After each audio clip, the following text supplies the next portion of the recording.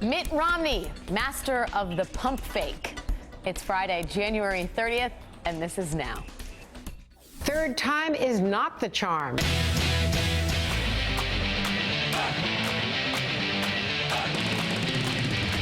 Former Governor Mitt Romney announcing he is not running for president. I've decided it's best to give other leaders in the party the opportunity to become our next nominee. Mitt Romney wanted this. They said they believed they had the money, they believed they had the support. The ground was beginning to crumble beneath Mitt Romney's feet. The rank and file were saying, been there, done that. The candidate sometimes makes some mistakes. I'm not familiar precisely with exactly what I said, but I stand by what I said, whatever it was. Republicans are happier that he's not running than anyone else in the country. Mitt Romney was watching his people defect to Jeb Bush. This gives Christie a narrow opening to be relevant. He probably concluded the prospect of success was not there. O'er purple mountains, majesty, above the fruited plain. Why would he ever think about running again? Politics is not a career. Can we drop a little bit of the pious baloney? I think effectively Mitt Romney's political career is now in the rearview mirror. Either the trees are not the right height, or Mitt Romney likes being able to red herring reporters. Whatever the reason, the political world is saddled with binders full of emotion today on the news that Mitt Romney will not make a third run for president of the United States. Romney made the announcement on a bittersweet conference call with supporters. I feel that it's critical that America elect a conservative leader to become our next president. You know that I wanted to be that president. But I do not want to make it more difficult for someone else to emerge who may have a better chance of becoming that president. The decision comes just 8 days after Romney met with another powerful establishment Republican who says he's exploring a presidential bid, one Jeb Bush. Jeb Bush, who wrote on his Facebook page, "Mitt is a patriot, and I join many in hoping his days of serving our nation and our party are not over." Many, but certainly not all. Rand Paul wished Ann and Mitt the best in a tweet today after saying this about a potential Mitt bid on Sunday. I'm kind of with Ann Romney on this one. No, no, no, no, never. Is that really where Ann Romney was? As for other potential 2016 candidates, Romney bowing out cannot be entirely unwelcome news. The New York Times reports Romney will dine tonight with none other than New Jersey Governor Chris Christie. And Wisconsin Governor Scott Walker gleefully tweeted just moments ago, "Had a great conversation with Mitt Romney. He's a good man. Thanked him for his interest in opening the door for fresh leadership in America." Joining me now is NBC News political director and moderator of Meet the Press, Chuck Todd, and former White House press secretary and founding partner of the Insight Agency, Robert Gibbs. Chuck, what just happened? Well, I guess one way is the cycle has so moved up, right? The news cycle that now in 2016 you drop out before you announce. That's how quickly. That's how quickly this campaign is moving. No, I think what happened today is today was the start of the real start of the Republican presidential race. The last domino has fallen. Mitt Romney is now out, and now you see now we know what the field looks like. This is going to be sort of Jeb Bush in one corner, possibly with having to deal with a Chris Christie for the establishment wing. You've got Scott Walker right now looking like the strongest of the potential anti-Washington, anti-Bush part of the establishment world. And then we've got to figure out who else is going to end up in this sort of first tier of a Rand Paul, perhaps it's a Huckabee. What kind of traction does a Ted Cruz get? You got Marco Rubio and Bobby Jindal trying to find a place in this. So I think today, in some ways, is the first real day of the Republican primary campaign. Robert, I'm just surprised that there was any legitimate, suggestion that Romney would throw his hat in for the third time, because it was hard to find a Republican who publicly said this is a good idea. The Times is reporting that Romney had a closed-door 4-hour staff meeting in which longtime Romney advisors relayed a sobering reality, according to the Times, that they supported Romney but thought he would be the best president, but did not think he should necessarily run for president for the third time. I mean, did you hear of anybody that thought this was a good idea other than Democrats? Well, good point. Well, look, I think if you looked at a lot of the outward signs, some of the early state polling, some of the national polling, Mitt Romney's name was always at the top of those lists. And granted, some of that has to do with name recognition, the fact that he was the nominee last time. But I think there were at least some outward signs or outward-facing signs that there were probably enough straws to grasp to do this. My sense is that what really happened was, as you said, behind closed doors, on telephone conversations, or in watching past supporters choose other candidates, that Mitt Romney just simply decided that it wasn't there for him to do this time. I have no doubt that he wanted to serve again, and I have no doubt that somebody as highly successful as Mitt Romney is probably vexed that he's not been able to be elected president in trying 2 times. So I think it's understandable how he got to this point. I think he clearly heard in those conversations a lot of, I don't know, messages, mixed messages probably, of people who wish him well and liked that he ran a good campaign last time, but not good enough to be or try to be the nominee this time. Chuck, what do you make of the timing? I mean, we reported in this hour yesterday that Dave Kochel, who was Kochel, was being tapped by the Jeb Bush campaign, proto-campaign, to maybe run that. Do you think that is sort of the impetus behind this announcement today? Well, it wasn't just that. I mean, I think there was sort of to use a horrible cliche, this was a time to decide, was he going to stay on or get off the pot? And I'm going to leave the more colorful part of that saying for others to imagine. Because this was a moment, this was picking time. This was choosing time for staff. This was choosing time for donors. And so I think Romney either had to make a decision one way or the other.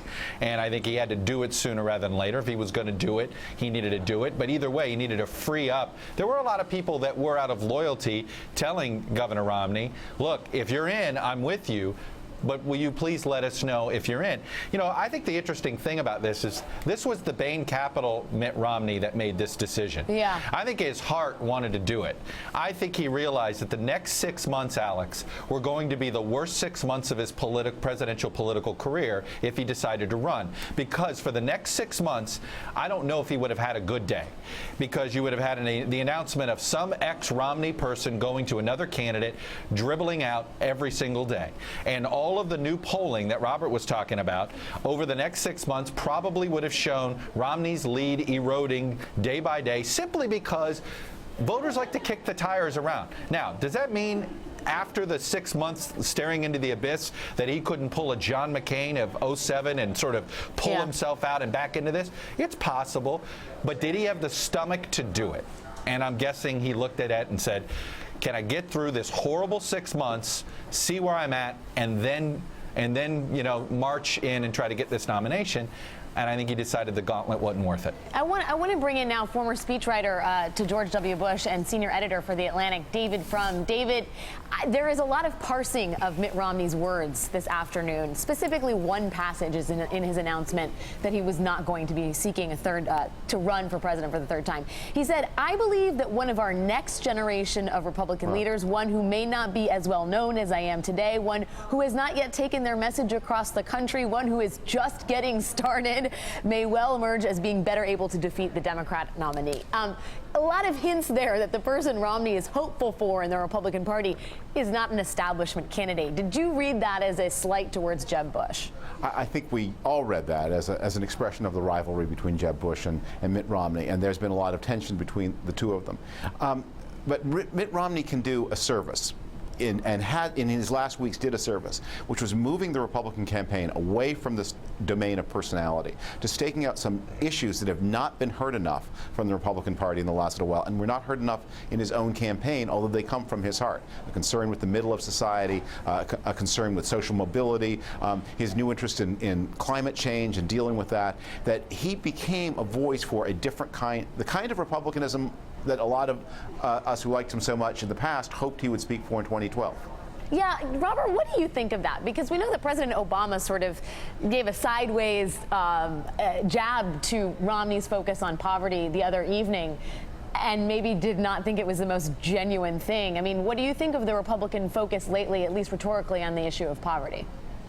Well, look, I think as David said, whether it's poverty, whether it's social mobility, whether it's education in the middle class, look, I just tend to believe that this is a campaign that's going to focus on that middle income spectrum of our society. And because, quite frankly, we've seen, as I think both the president and Mitt Romney and most would agree, that coming out of the recovery, the top has continued to do really well, while wages in the middle of our economy haven't seen an increase in, quite frankly, 15 years. That's a problem that predates this president and vexed the end of the Clinton presidency and also a good part of the Bush presidency. I also think that one of the decisions that Mitt Romney today was also made today was to look around and see a field that is exponentially stronger than the one he conquered in 2012 in becoming the Republican nominee.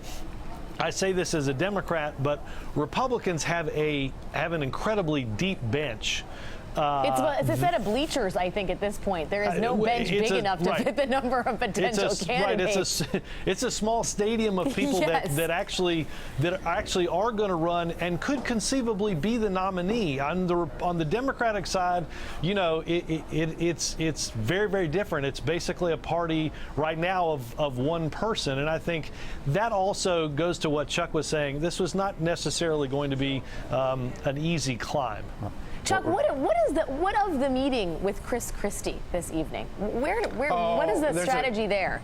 There's a million ways to look at that one. I think there are some people that are trying to tell me, some people in Romney world are trying to tell me they hope that Jeb sees it as a mini jab at him, because when you look at sort of the money world and the money primary, the big money primary, it was Jeb versus Mitt, and Christie was getting squeezed out. I mean, you know, today is the first lifeline for Christie for president that he's gotten in quite some time. He still, to me, is a very big underdog in this. Still has, I think, hurdles that may be too high for him to clear. But he now has a financial lifeline that he wouldn't have had both Romney and Bush been sort of gravitating all these donors. So I think that this is about Romney perhaps maybe helping Christie a little bit in the financial front. What, David, and Scott Walker? I mean, a lot of people have talked about Scott Walker. Do you think this in some ways opens up real estate for him? It does, and it opens up real estate for him and for Christie in a different way. Republicans are going to be looking for a fighter, and that's one of the criticisms of Mitt Romney, that he wasn't tough enough. It's going to be a criticism of Jeb Bush. This is not 2008. In 2008, Democrats offered a new face, Barack Obama, somebody with a very clean personal record, an impeccable personal life, scandal-free in his finances. That is not the case in 2016. This time you have a candidate who's not as compelling or attractive as Barack Obama was then, who's made $100 million basically because wealthy friends of hers. In the portfolio sense, perhaps. Well, it's exciting, it's compelling. I'm not a Democrat, but do Democrats feel about Hillary Clinton in 2016 the way they felt about Barack Obama in 2008? I don't think so. She'll do. She's fine. They approve of her, but they don't turn up early to go to her rallies in the way that they did for him. And she has a scandal-rich environment, her finances, a lot of her other personal history. So Republicans are going to be looking for someone who will fight on those issues. And they don't see that in Mitt Romney, and I don't think they're going to see that in Jeb Bush. They do see it in Chris Christie and Scott Walker. Yes, you can say many things about Chris Christie, but you can't say that he's not a fighter. That was a lot of double negatives. Chuck Todd, Robert Gibbs, David Frum, Powerhouse A-Block. Thank you guys all for your time on this Friday afternoon. Thank you. Thank you. After the break, Patriots owner Bob Kraft would like an apology. NFL Commissioner Roger Goodell isn't giving one. We'll go live to Glendale, Arizona, where the Super Bowl is just 2 days away. And later, world champion Judah Friedlander joins me to talk about the videos, tweets, and GIFs that broke the internet this week. All of that is ahead on Now.